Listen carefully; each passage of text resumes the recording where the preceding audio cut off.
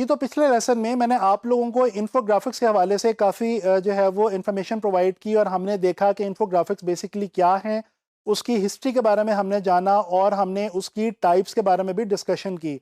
इस लेसन में भी मैं आप लोगों को इन्फोग्राफिक्स के हवाले से ही कुछ मज़ीद फ्रूटफुल इन्फॉर्मेशन जो है वो दूंगा और आप लोगों के साथ कुछ बातें जो है इंपॉर्टेंट वो शेयर करूँगा। तो चलें चलते हैं और इन्फोग्राफिक्स के हवाले से जो है वो कुछ मज़ीद चीज़ें डिस्कस करते हैं। अच्छा जी, इन्फोग्राफिक्स के हवाले से एक बात जो कि बहुत इंपॉर्टेंट है और उस पे मैं बहुत ज़ोर देना चाहता हूँ वो ये है कि अगर आप बेहतर तरीके से इन्फोग्राफिक्स को डिज़ाइन करना चाहते हैं तो याद रखें इन्फोग्राफिक्स के लिए रिसर्च बहुत ज़रूरी है। अगर आप कोई भी किसी भी टॉपिक के ऊपर इन्फोग्राफिक जो है वो बनाने जा रहे हैं या किसी भी क्लाइंट के लिए इन्फोग्राफिक बनाने जा रहे हैं तो याद रखें सबसे पहले ये चीज़ इंपॉर्टेंट है कि आप उस टॉपिक पे या उस क्लाइंट की प्रोडक्ट या सर्विस पे अच्छे तरीके से रिसर्च कर लें, ताकि आपको ये पता चल जाए कि आप ये जो इन्फोग्राफिक बना रहे हैं ये किस लिए बना रहे हैं, इसमें आप कौन सी मेजर इन्फॉर्मेशन जो है वो अपने देखने वालों से शेयर करने जा रहे हैं। इसके अलावा आपको अपने टारगेट ऑडियंस के बारे में भी बिल्कुल क्लियर होना चाहिए कि आप ये जो इन्फोग्राफिक बना रहे हैं इसमें आप किन लोगों को टारगेट कर रहे हैं, किन लोगों के लिए आप ये मैसेज जो है वो बेसिकली डिलीवर करना चाहते हैं अपने इन्फोग्राफिक के थ्रू। इसी तरह से जब आप रिसर्च करते हैं तो आपको पता चल जाता है कि जिस तरह हमने लास्ट लेसन में ये देखा कि 3 इंपॉर्टेंट टाइप्स हैं इन्फोग्राफिक की, तो आपको रिसर्च करने से ये पता चलेगा कि आप उनमें से किस किस्म का इन्फोग्राफिक जो है वो बनाना चाहते हैं और आपके क्लाइंट के प्रोडक्ट के हवाले से या आपके क्लाइंट के ब्रांड के हवाले से कौन सी टाइप जो है इन्फोग्राफिक की वो ज़्यादा सूटेबल और फेवरेबल रहेगी। आप जोग्राफिकल इन्फोग्राफिक बनाना चाहेंगे या आप स्टैटिस्टिक्स बेस्ड इन्फोग्राफिक बनाना चाहेंगे, ये आपको जो है वो टाइप्स जो हैं वो डिसाइड करने में आसानी मिलती है जब आप अच्छे तरीके से उसके ऊपर रिसर्च कर लेते हैं।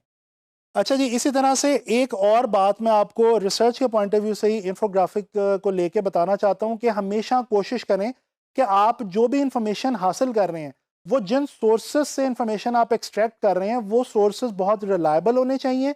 और इसके अलावा अपनी इन्फोग्राफिक में कोई भी इंफॉर्मेशन डालने से पहले, ऐड करने से पहले, इनकॉर्पोरेट करने से पहले कोशिश करें कि आप अच्छी तरीके से तसल्ली कर लें कि वो जो इन्फॉर्मेशन आप ऐड कर रहे हैं वो बिल्कुल एक्यूरेट है और सही है और उसमें आपको किसी किस्म का जो है वो उभाम नहीं होना चाहिए। अच्छा जी, अब मैं आपको कुछ टिप्स देना चाहता हूँ इन्फोग्राफिक को बेहतर तरीके से डिज़ाइन करने के लिए। सबसे पहली टिप जो मैं आपको देने जा रहा हूँ वो ये है कि ट्राई टू यूज़ ब्रांडिंग।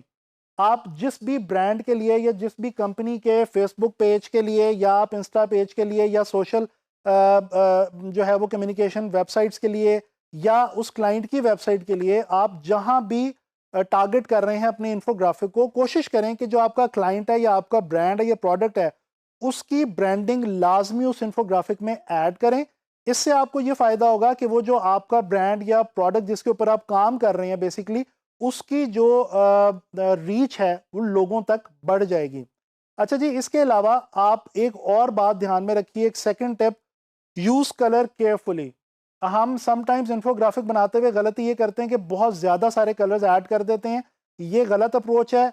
कोशिश करें कि मिनिमम कलर्स के साथ अच्छे तरीके से प्ले करें और यहाँ पे भी अगेन कोशिश करें कि अगर आप जिस ब्रांड के लिए काम कर रहे हैं उस ब्रांड के कुछ हाउस कलर्स हैं जो कि उस ब्रांड को रिप्रेजेंट करते हैं तो उनका इस्तेमाल लाजमी उस इन्फोग्राफिक के अंदर करें। इसी तरह से अगर हम बात करें फ़ॉन्ट्स की या टाइपोग्राफी की तो याद रखें इन्फोग्राफिक को लेके टाइपोग्राफी और फ़ॉन्ट्स बहुत इंपॉर्टेंट हैं, क्योंकि इन्फोग्राफिक में हम टाइप्स टेक्स्ट जो है वो हम काफ़ी ज़्यादा यूज़ कर रहे होते हैं। तो लिहाजा यूज़ टाइपोग्राफी केयरफुली। टाइपोग्राफी का इस्तेमाल बहुत ध्यान से करें, बहुत ज़्यादा फ़ॉन्ट्स का इस्तेमाल ना करें।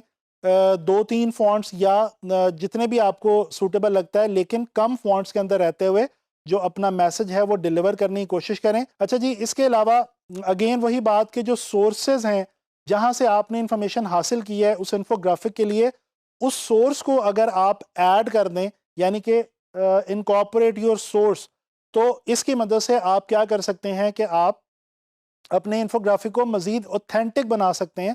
आपके डिज़ाइन की, आपके इन्फोग्राफिक की जो ऑथेंटिसिटी है वो बढ़ जाएगी और लोग जब देखने वाले लोग उसको देखेंगे तो उनको पता चल जाएगा कि अच्छा यार जो इन्फॉर्मेशन हमें प्रोवाइड की जा रही है ये इस ख़ास सोर्स से हासिल की गई है। तो लिहाजा कोशिश करें कि जो आपका इंफॉर्मेशन सोर्स है उसको आप इनकॉर्पोरेट कर दें, ऐड कर दें अपने इन्फोग्राफिक के डिज़ाइन के अंदर। अच्छा जी, अब एंड में मैं आपको कुछ ये बातें बताना चाह रहा हूँ कि इन्फोग्राफिक जो है ये बेसिकली करता क्या है। जब हम कोई भी इन्फोग्राफिक बनाते हैं, डिज़ाइन करते हैं, तो वो जो देखने वाले लोग होते हैं उनके पॉइंट ऑफ व्यू से क्या फ़ायदा जो है वो उन्हें पहुंचा रहा होता है। तो यूज़फुलनेस क्या है इन्फोग्राफिक की? सबसे पहले इट प्रोवाइड्स इंफॉर्मेशन। हमें पता है कि इन्फोग्राफिक में हम किसी भी किस्म के हवाले से, कुछ स्टैटिस्टिक्स के हवाले से, जोग्राफी के हवाले से, किसी टॉपिक के हवाले से इंफॉर्मेशन प्रोवाइड कर रहे होते हैं। जिस तरह से हमने पिछले लेसन में कुछ एग्जांपल जो हैं वो डिस्कस की थी। यानी आप किसी प्रोडक्ट के हवाले से, ख़ास प्रोडक्ट के हवाले से इंफॉर्मेशन दे सकते हैं।